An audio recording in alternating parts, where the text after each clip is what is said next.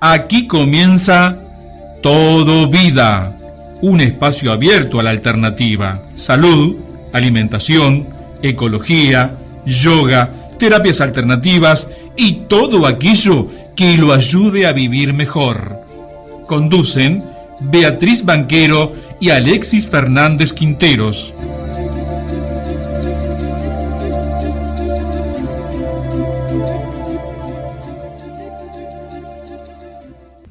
Y tal como les decíamos ayer, y ustedes lo escucharon esta mañana, este programa está grabado. Nosotros estamos fuera de Montevideo, tanto Alexis como yo.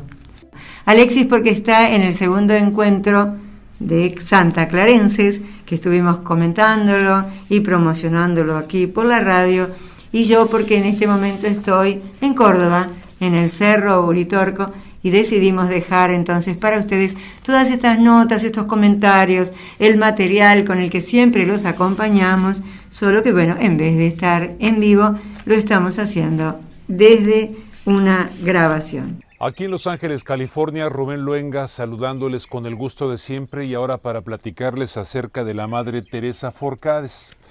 Este es el programa patrocinado por la Arquidiócesis de Los Ángeles, en el cual se incluía a las personas, o se incluye a las personas, que iban a participar en Los Angeles Religious Education Congress, en un congreso de educación religiosa de Los Ángeles, California, y en la página 76, aquí estaba programada María Teresa Forcades, con la luz de la teología feminista en la historia.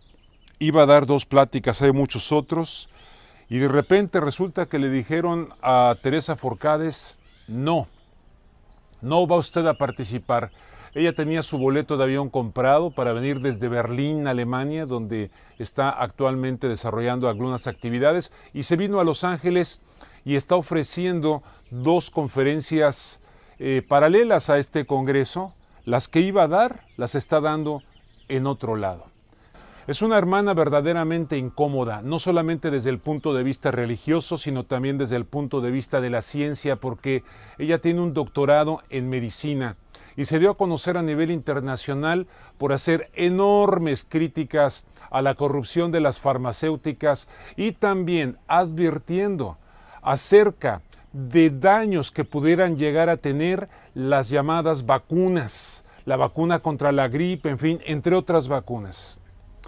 Vino aquí a la ciudad de Los Ángeles, la entrevisté en mi programa de radio Hablando Claro de Univisión América, grabé parte de esa entrevista y se las comparto en esta ocasión, en este espacio, para que ustedes puedan apreciar sus conceptos de la teología feminista, críticas muy agudas, muy inteligentes al capitalismo actual, depredador, al neoliberalismo, y desde luego también hablamos de las farmacéuticas y de las vacunas.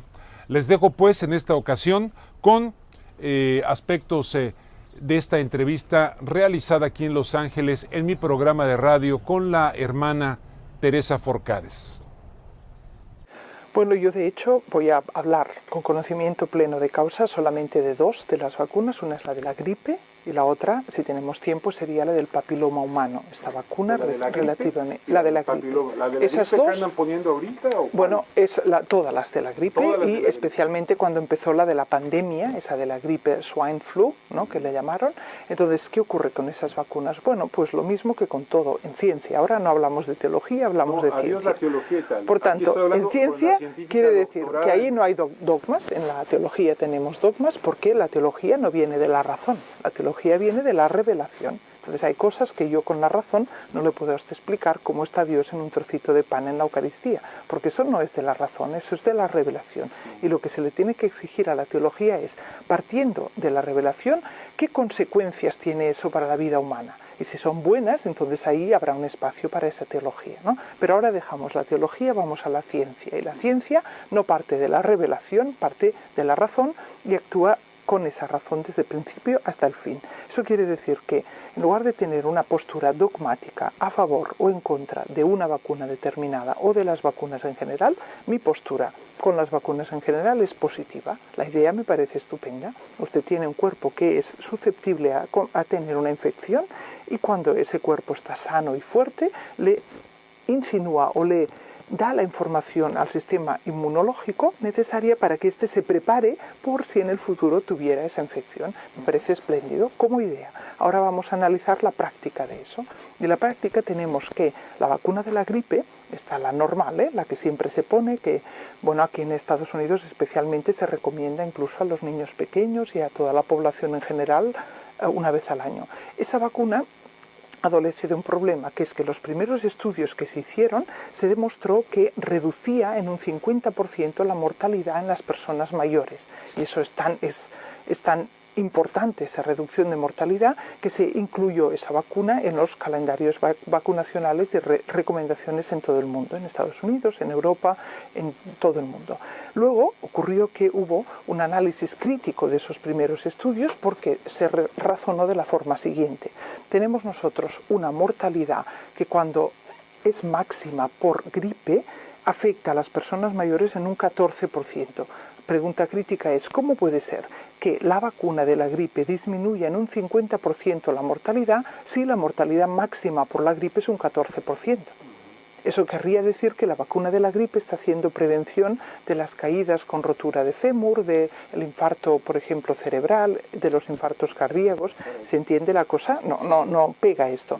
Entonces se revisaron esos estudios y se vio que había habido lo que se llama un bias, ¿no? O un bias en inglés, una selección por población. Quiere decir que las personas que se pusieron en el estudio como vacunadas de la gripe, ese grupo de personas fuera de la temporada de gripe tenían también una mortalidad inferior a la del grupo de no vacunados. O sea, eso quiere decir que se tenía que repetir el estudio. Y ese estudio nunca se ha repetido a esa escala. Por tanto, tenemos aquí un déficit de información que le voy a suplir con algo que es, durante 3 años de los cuales se ha estado poniendo sistemáticamente la vacuna de la gripe, esa vacuna no acertó en ninguna de las cepas virales que contiene. Esa vacuna, saben ustedes, la hace el Instituto Pasteur en París y la hace evidentemente en febrero del año anterior. O sea, ahora ya están haciendo la vacuna de la temporada próxima, porque claro, si no, no la tendrían preparada para cuando la necesitamos. Si esperaran a que estuviera la temporada de gripe y entonces la fabricaran, no podría ser. Por tanto, se hace con una predicción. ¿Cuáles serán los virus que van a circular en la temporada que viene? Y se hacen 3 virus para acertar mejor. Bueno, pues normalmente de los 3 se acierta al menos 1 o 2, y a veces los 3, pero hubo 3 años donde no se acertó ninguno. ¿Qué pasó esos años con la mortalidad de la gripe? Que fue la misma. Bueno, pues ahí tenemos una evidencia científica para decir, óigame, si el año que esa vacuna no sirve para nada, porque no acierta ninguno de los tipos virales que están circulando, ese año tendríamos que ver la mortalidad de gripe aumentar, y eso nos daría una, diríamos, constatación de que el año que la vacuna acierta con las cepas virales, está haciendo una labor. ¿Me he explicado con esto? Sí. Bueno.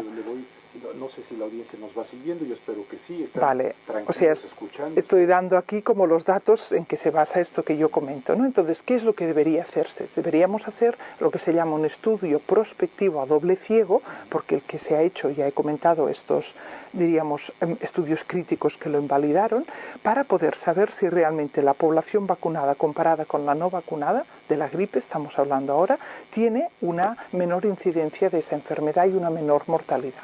Hasta que no hagamos el estudio, esto es una, diríamos, decisión de salud pública que no está fundamentada científicamente.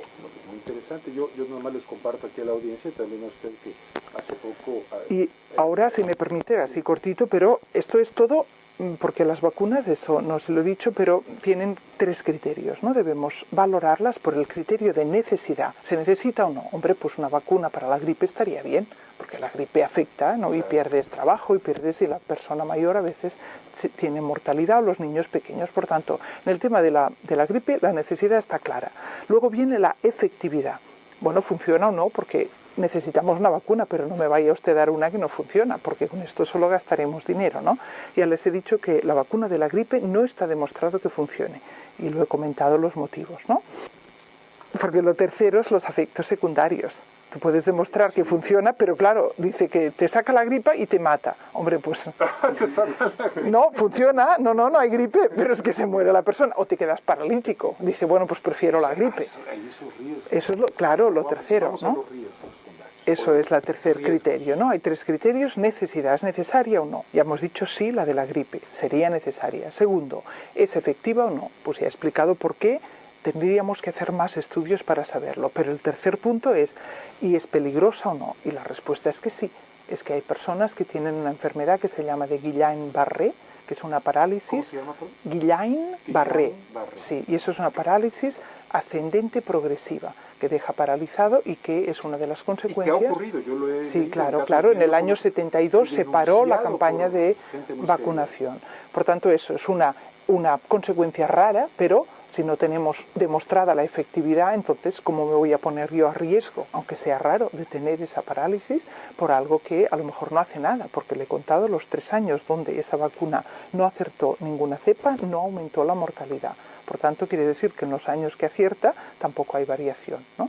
Entonces, esos son los criterios, pero le quiero añadir algo, si me permite, que es cuando hubo la pandemia, ¿no? Esta de la swine flu, de la gripe porcina, en el año 2009, lo que ocurrió, y me gustaría analizar, ¿no?, con usted, la audiencia, es lo siguiente.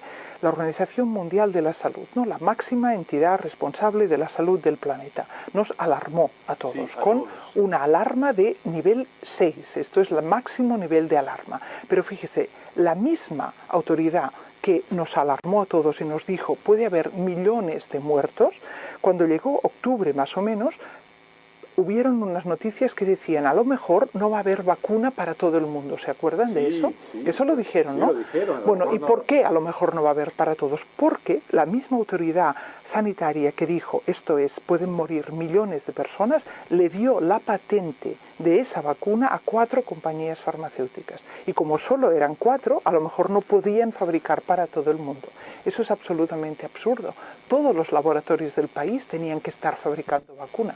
Yo me alegro que no lo hicieran, porque yo considero que esa vacuna tenía más perjuicios que no beneficios. Pero ahora me olvido de esta parte de crítica científica para centrarme en la crítica a la gestión política y a la gestión económica de ese problema. ¿Se entiende? La corrupción, usted bueno, claro, corrupción de las farmacéuticas. Porque dice alguien, pero ¿cómo puede ser que tengamos una alarma sanitaria mundial máxima, que nos digan que van a morir millones de personas, que luego no ocurrió, pero eso nos decían, y que las mismas autoridades que anuncian eso permitan que los intereses económicos de 4, 1, 2, 3 y 4 compañías farmacéuticas pasen por delante de esa muerte potencial de millones de personas? Eso es el sistema que yo creo que debemos cambiar. Una manera de funcionar así es contraria a la razonabilidad básica y a los derechos humanos básicos. ¿Cómo puede la autoridad máxima sanitaria del mundo hacer primar, pasar por delante los intereses económicos de 4 compañías que son de las que ganan más de todo el mundo por encima? Esas compañías tuvieron una patente, tuvieron una posibilidad de vender esa vacuna en monopolio y además la colocaron más cara que en ningún momento anterior de la historia. Y no solo eso, sino que cambiaron la fórmula de la vacuna para añadir, normalmente como tenían que fabricar para tantos millones de personas, entonces cambiaron la vacuna, siempre tiene una parte que se llama el antígeno, que es el trocito de virus que va a servir para que el sistema inmunitario lo reconozca, y luego tienen una componente que se llama el adyuvante. Y eso es un irritante, diríamos, no específico del sistema inmunitario. Es una parte química de la vacuna. Bueno, pues esa parte química la aumentaron para poder tener menos del antígeno, que es la parte que cuesta más de fabricar. Para fabricar el antígeno de la vacuna viral necesitas 9 días, porque se tiene que incubar en un huevo de pollo, ¿no?, en un huevo, y esperar a que crezca y luego se purifica. O si no, hay líneas celulares de células cancerosas, que quiere decir que se van multiplicando siempre, donde se cultivan esos virus. En cualquier caso, la parte del virus, la parte del antígeno, es la que cuesta más de fabricar. Bueno, pues se cortó esa parte para poner más de la parte química en específica. Con eso se provocaron efectos secundarios nuevos con esa vacuna. Y uno de los más graves es la narcolepsia. La semana pasada hubo en Londres 100 millones de euros de indemnización de la casa GlaxoSmithKline para las personas afectadas de narcolepsia, que es una enfermedad que cursa con pérdida de conciencia súbita. Tú puedes estar en medio de una entrevista, como ahora estamos, y de repente colapsarme por pérdida de conciencia si tuviera narcolepsia. Por tanto, una persona con narcolepsia no puede conducir, por ejemplo, porque se juega la vida y no puede realizar ninguna otra, subirse a una escalera, cualquier cosa, porque puede ser varias veces al día que pierda súbitamente la conciencia. Y esa enfermedad en Noruega pararon la vacunación porque habían observado el aumento de esa enfermedad entre su población. Y eso fue porque cambiaron... Pero es verdad también su relación con Alzheimer en determinados... Bueno, eso es porque las vacunas, otro de esos componentes que estimulan el sistema inmunitario artificialmente es el aluminio. Entonces el aluminio sabemos que es tóxico para el sistema nervioso central. Ninguna vacuna tiene una cantidad de aluminio que sea tóxica hasta el grado de poder distorsionar las capacidades cognitivas de una persona. Pero si se coloca la vacuna año tras año, podemos encontrarnos con población mayor de 65 años, que a los 65 empieza con la vacuna, se va acumulando mercurio, 65, 66, 67, 68, 60, a los 74 tiene Alzheimer el abuelo o la abuela. Bueno, ¿cuál es la proporción de ese Alzheimer causado por ese aluminio? Bueno, usted no ha dicho que soy médico, hice la especialidad en medicina interna, pero luego realicé el doctorado en salud pública. Y esto lo hice siendo ya monja en el monasterio, por tanto, lo que conjuga, en mi caso, es una formación que me da la capacidad de analizar en profundidad esos artículos y publicaciones que demuestran la eficacia o no de las vacunas y de los medicamentos en general, junto con una independencia en este momento del sistema sanitario. O sea, yo no me juego mi trabajo si yo digo según qué cosas. Y yo creo que por eso puedo hablar de temas que muchos médicos conocen y a veces no exponen. Bueno, porque hablamos de esta vacuna de la gripe, pero también está la vacuna del papiloma humano contra el virus del papiloma humano, que se da a las muchachas de 11 años, creo que en este país, como en España, a las 11 años que se recomienda y se vacuna en las escuelas incluso, y esta es otra vacuna que al estudio científico de esa, recomendación para vacunar, nos da una balanza donde los riesgos superan a los beneficios. Es fundamental que las mujeres sexualmente activas tengan un control cada 2 años, por ejemplo, cada 3, de la citología vaginal, para ver si hay algún tipo de cambio que pueda pedir una intervención para evitar que se llegue a tener ese cáncer. Cuando eso se realiza, es el test de Papa Nicolau. Ahí no hay mortalidad por el cáncer de cuello de útero. Donde hay mortalidad es cuando la población no tiene acceso a esas revisiones ginecológicas. Por tanto, si se vacuna con una vacuna que tiene efectos secundarios graves, y ha habido más de 28 niñas sanas muertas por esa vacuna. Más de 28 niñas sanas previamente muertas por la vacuna. Entonces uno dice, con los millones de dosis que se han puesto, eso es muy poquito. Bueno, si le toca a su hija, eso no es muy poquito. A usted se le muere la hija o le queda paralítica por los efectos secundarios de la vacuna.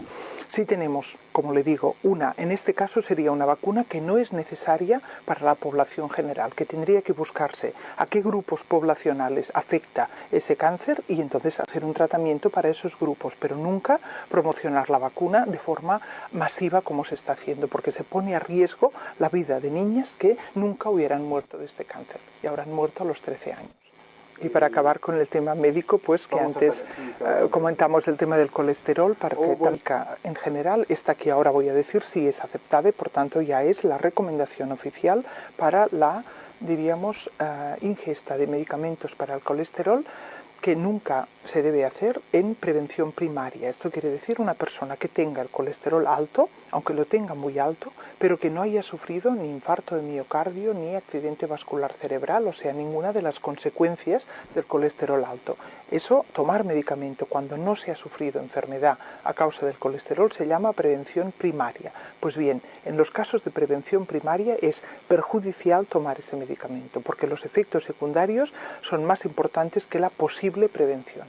Los casos de prevención secundaria, es decir, si la persona que nos está escuchando ha tenido infarto o ha tenido accidente vascular cerebral, eso ya debemos estudiar caso por caso. Pero si la persona que nos escucha dice, no, yo nunca he tenido eso, no, solamente en la analítica me sale el colesterol alto, pues sepa que tomar ese medicamento es más riesgoso para usted que no dejarlo.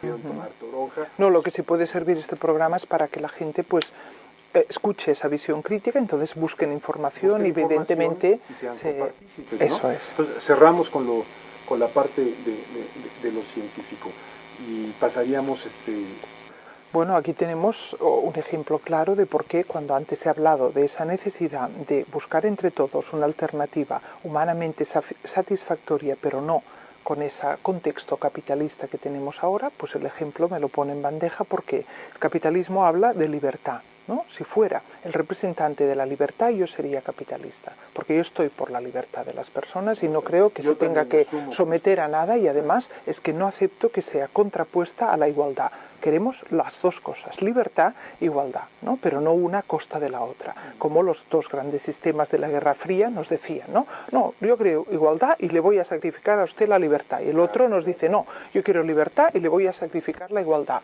Pues no, yo quiero libertad e igualdad, ¿no? Eso creo que es fundamental.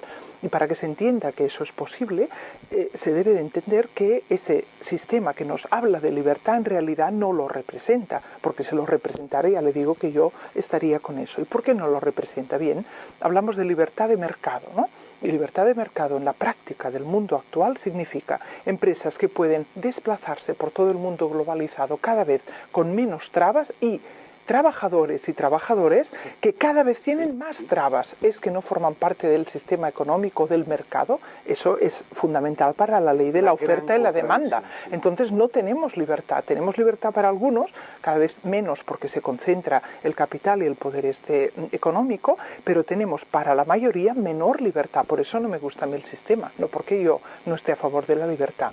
El caso que ahora tengo más reciente fue el 6 de febrero, o sea, hace justamente un mes, en España entran por Melilla, ¿no? Por Ceuta y Melilla, hubo un tiroteo contra inmigrantes que vinieron 300, que intentaron entrar por la frontera, a 100 los pararon la policía de Marruecos, los otros 200, la Guardia Civil. Es así, claro, tenemos una valla ahí con cuchillas. Con cuchillas. Sí, ahora pusieron cuchillas para que la gente que intente pasar se raje. Lo que pasó este día 6 decía 300 inmigrantes, fueron 100 parados en la frontera por la parte marroquí, pero luego estos 200 estaban llegando con neumáticos a nado, pues para pasar ese espolón, y ahí empezó la Guardia Civil a disparar balas de goma, pero con las cuales pues hacían tajos que abrían la cabeza o dejaban los brazos paralizados para que no pudieran nadar bien. Murieron 13 personas. O sea, balazos, de estos balazos de bala de goma. Y bueno, además hay un derecho a asilo que tú tienes que, cuando te llega un inmigrante o diríamos una persona buscando asilo a tu país, tú tienes que estudiar el caso. Esto es según la ley internacional y también la ley española. Tienes que decir, a ver usted, por qué ha llegado, y si es un caso que pide asilo, tiene protección, tiene unas leyes. Y había en ese contexto una violación clara de la legislación, no solamente internacional, sino también española.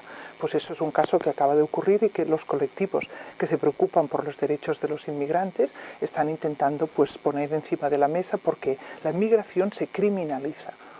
Fundamental con el Evangelio en la mano, pensar que las fronteras no pueden ser nunca contrarias a la dignidad de las personas, que las fronteras son pues quizá algo que puede ser interesante establecerlo en un momento dado para coordinar o regular mejor, pero nunca a costa de las vidas humanas. Eso, defender una frontera con pistolas, eso se convierte en una violación de los derechos humanos. Jesús decía, la ley está hecha para las personas, no las personas para la ley.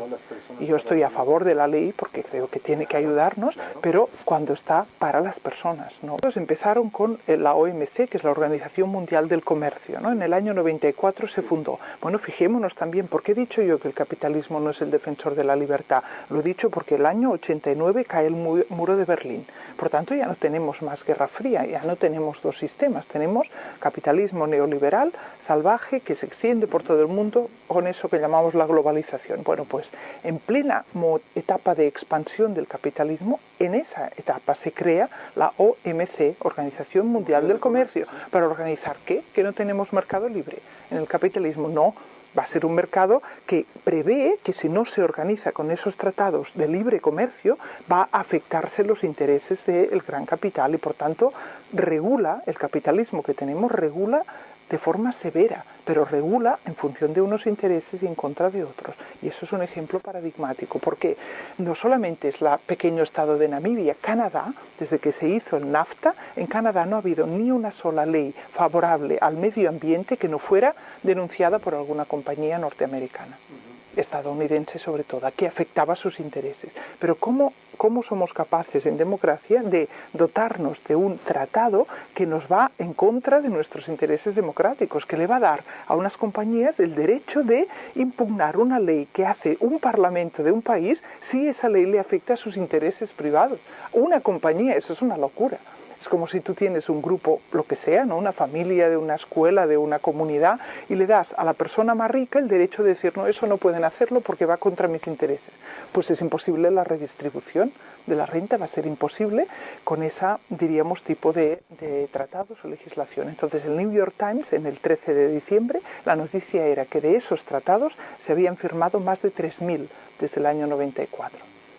Algunos bilaterales, algunos multilaterales. Y además, esto es el diario The Guardian de Inglaterra, y también en Francia los grupos están cada vez más concienciados contra estos tratados de libre comercio porque lo tienen todo menos libre, ¿no? Esto es un tratado realmente de un poder económico que se va colocando por encima del poder político.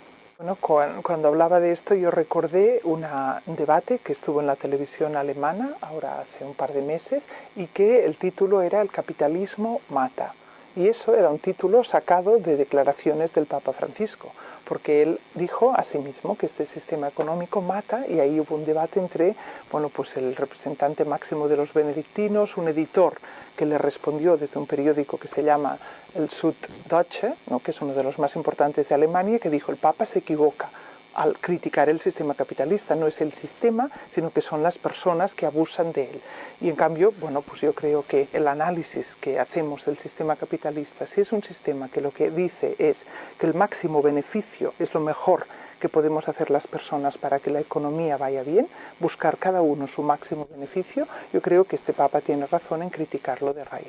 Entonces lo que ocurre es que mucha gente piensa, bueno, pero si no tenemos capitalismo, ¿qué tendremos? Socialismo, vamos a tener una sociedad totalitaria. No, yo creo que la alternativa es lo que debemos ahora ayudarnos los unos a los otros, es a pensar una sociedad donde haya respeto por la propiedad privada y por la iniciativa privada, porque sin eso y sin la libertad esa básica haremos una sociedad infeliz absolutamente, pero en la cual no tengamos la posibilidad de acumular poder económico como hoy en día existe, para que ese poder económico esté por encima del poder político, porque entonces no tenemos democracia. Entonces llamémosle otro nombre, pero la democracia quiere decir que nos regulamos y nos gobernamos de acuerdo a la voluntad popular. No puede ser que haya un poder económico capaz de coartar esa voluntad popular. Hermana.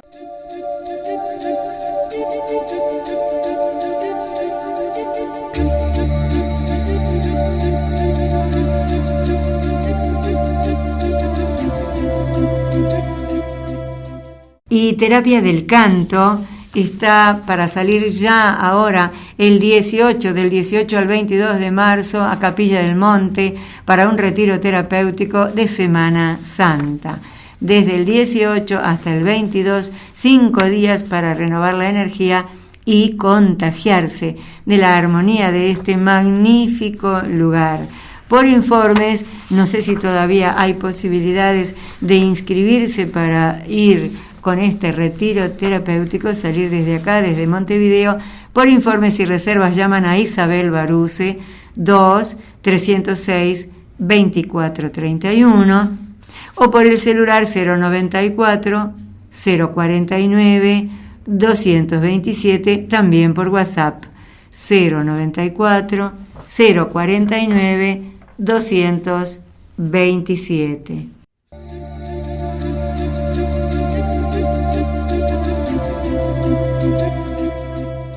La medicina del futuro en Maldonado y también en Montevideo. Acupuntura bioenergética, moxibustión, terapia de ventosas chinas, UASA, quiropraxia y electromedicinas, con la terapia Zapper de la doctora Hulda Clark y con la terapia bioresonancia de Raif. Profesor Juan Francisco Aragone, naturópata. Citas por el 093 799 716. Profesor Juan Francisco Aragone, 093 799 716.